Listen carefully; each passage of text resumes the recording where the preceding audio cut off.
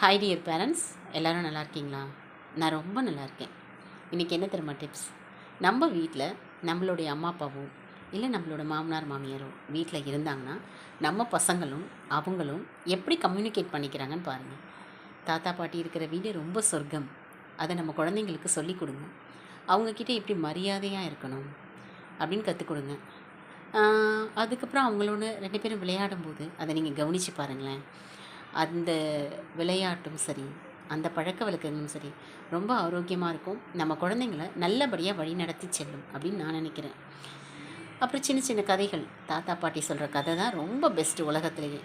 அதை நான் சிறந்த நாவல்னு கூட சொல்லுவேன்.